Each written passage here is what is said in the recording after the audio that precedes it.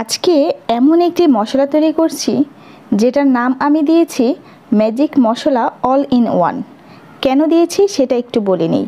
কারণ হচ্ছে এই একটি মশলা দিয়ে আপনারা কাচ্চি বিরিয়ানি, তেহেরি, ভুনা খিচুড়ি, যে কোনো রকমের বড় মাছ অথবা যে কোনো রকমের নেহারি তেহেরিতে তৈরি করা যাবে এই মশলায়। তো সুপ্রিয় দর্শক, আসসালামু আলাইকুম। আমন্ত্রণ জানাচ্ছি কুকিং ফিউশন বাংলা চ্যানেলের আজকের রেসিপি দেখার। আর এই মশলা তৈরি করার জন্য আমাদের লাগবে এলাচ, দারুচিনি, আর লাগবে স্টার এনিজ। স্টার এনিজটাকে একটু ক্লোজ করে দেখিয়ে দিচ্ছি। আর লাগবে কালো এলাচ, আর লাগবে জয়ফল, এছাড়াও লাগবে তেজপাতা, জয়ত্রী, এছাড়া লাগবে লবঙ্গ। এখানে আমি পরিমাণটা ডেসক্রিপশন বক্সে দিয়ে দিব, আপনারা সেখান থেকে চেক করে নেবেন। আর লাগবে শুকনো মরিচ, রাঁধুনি মশলা, শাহি জিরা, এছাড়া লাগবে নর্মাল জিরা, আর লাগবে মিষ্টি জিরা বা মৌরি নামেও অনেকে চিনে থাকেন। আর এ হচ্ছে কালো গোলমরিচ, আপনারা সাদা গোলমরিচটাও দিয়ে দিবেন। আমি কিন্তু পরবর্তীতে সাদা গোলমরিচও 1 টেবিল চামচ দিয়েছি।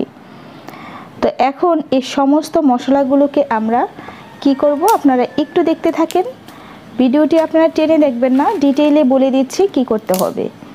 এখন এই যে দারুচিনিগুলো আছে এগুলো কিন্তু এখনও পুরোপুরি ক্রিস্পি না বা মুচমুচে না। তো এগুলোকে আমরা ছোট ছোট করে কেটে রোদের মধ্যে শুকিয়ে নিব সমস্ত মশলাগুলো। আজকের এই মশলা তৈরি করব আমরা রোদে শুকিয়ে, কোনো রকমের চুলার মধ্যে টেলে নিতে হবে না। রোদে শুকিয়ে নিলে এটার বেনিফিটটা যে কী পাবেন সেটা আপনারা মশলাটা তৈরি করলে বুঝতে পারবেন। তারপরও ছোট করে বলে দিচ্ছি, রোদে শুকানো মশলাটার ফ্লেভার অনেক বেশি স্ট্রং হয়। এতে করে খুব অল্প একটু মশলা দিয়ে কিন্তু অনেকটুকু রান্না করা যায়।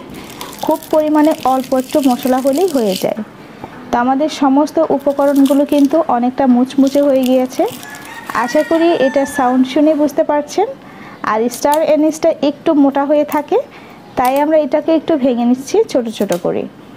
জয়ফলটাকেও ছোট ছোট করে ভেঙে নিব, এতে করে আমাদের ব্লেন্ড করতে বা গ্রাইন্ডারে গুঁড়ো করতে সুবিধা হবে। এখন সমস্ত মশলাগুলো ভালোভাবে মিক্স করে নিচ্ছি। মিক্স করে নিতে হবে অবশ্যই। মিক্স করে নেওয়ার পর আর তেজপাতাটা কিন্তু আমি ছোট ছোট করে কেটে দিয়েছিলাম। এখন আমরা গুঁড়ো করে নিচ্ছি অল্প অল্প করে, একটা গ্রাইন্ডার দিয়ে আমরা সবগুলো গুঁড়ো করে নিব। আর এই মশলাটা তৈরি করে আপনারা এয়ারটাইট বক্সে ভরে রাখতে পারেন। এভাবে 6 মাস পর্যন্ত মশলাটা ভালো থাকবে যদি এয়ারটাইট বক্সে রাখা হয়। তো সুপ্রিয় দর্শক, আপনারা অবশ্যই বাসায় ট্রাই করবেন। আর যারা ফেসবুক থেকে দেখছেন আমার পেজটি ফলো করে রাখবেন।